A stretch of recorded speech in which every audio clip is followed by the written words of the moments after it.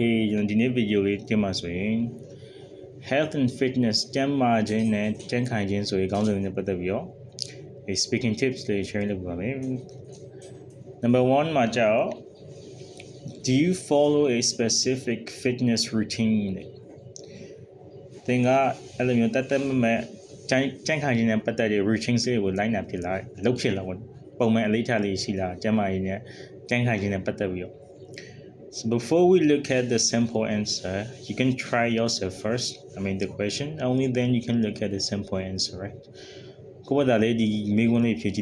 Do you follow a specific fitness routine?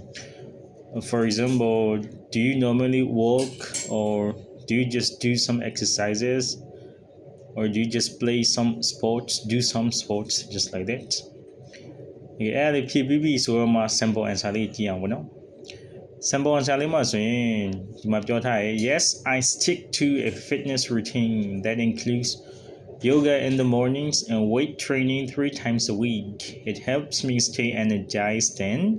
balanced. Right? ဒီဖြေထားတဲ့ simple answer လေးကကြတော့လုံးဝထိထိမိမိစာလုံးတွေသုံးလို့ဖြေထားပါတော့ Yes, I stick to တဲ့ကျွန်တော် usually always ဆိုအစားသူ phrasal verb တုံးထားရယ်ဒီမှာနော် stick to stick to ဆိုတဲ့စာလုံးသုံးထားပါရယ် stick to ဆိုတာလုံးဝကိုပုံမြန်ဆွေးမြဲလုပ်တာပေါ့နော် I stick to a fitness routine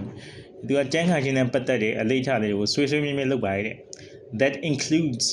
ဆိုတာအဲ့အလေးထားလေးမှာပါဝင်ပါရတဲ့ဘယ်လိုဟာတွေပါဝင်လဲဆိုတော့ yoga လုပ်တာပါရ in the morning မှာ essay ထားတယ်ဘာလို့ဆို mornings နေ့တိုင်းလို့လုပ်တာမို့လို့ essay ထားပါအဲ့ဒါယောဂနေတိုင်းလုပ်တယ်မနေ့တိုင်းပေါ့နော်မနေ့တိုင်းယောဂလုပ်တယ် and weight training weight လေးပါလေးမှာ3 times a week ဒီမှာအချင်းရတဲ့လေးပါတိတိကျလေးဖော်ပြထားနော် so you can also use such kind of tips right 3 times a week တစ်ပတ်မှာ3ချိန် weight မှာ and it helps me stay energized and balanced အဲ့လိုတွေလုပ်ချင်အပြင်တဲ့သူ့ကိုဘာဖြစ်စေလဲဆိုရင် energized လုံးဝတက်ကြွစရာပေါ့နော်တက်ကြွစေ and balanced ညံ့တက်လေးဖြစ်စေခန္ဓာကိုယ်တွင်းပြောနော် balance ဆိုခန္ဓာကိုယ်မှာဇီဝကံမှာဖြစ်စဉ် balance ပြောပါတော့ညံ့တက်လေးဖြစ်ပြီးတော့သူကျန်းမာနေရပြောနော် balance ဆိုဒီမှာဆို Okay အဲ့ဒီစာလုံးလေးကိုပြန်ပြီးတော့လေဒီမှာအောက်မှာလေးလာရပါတယ်အောက်မှာဆိုတာ key phrases မှာ stick to ဆိုတာကျွန်တော်ရှင်းပြခဲ့ပြီးအဲ့ကိုပြန်ပြီးတော့ကိုယ့်ဘာသာဖတ်ပြီးတော့လေးလာလို့ရတယ် stick to ဆိုတာပုံမှန်လုပ်တာပြောနော်လုံးဝနေ့စဉ်ဆွေးမြဲလုပ်တာပြော weight training က weight မှာပြောတာ energize and balance က feeling physically active and mentally calm ရုပ်ပိုင်းဆိုင်ရာကလုံးဝတက်ကြောဖြစ်နေ mentally calm ဆိုတာတည်ငြိမ်တာစိတ်ပိုင်းဆိုင်ရာကတည်ငြိမ်နေအဲ့လိုမျိုးကိုကျွန်တော် energize and balance လို့သုံးပါတယ် Okay, I hope you learned something from this video. Have a nice day. Thank you.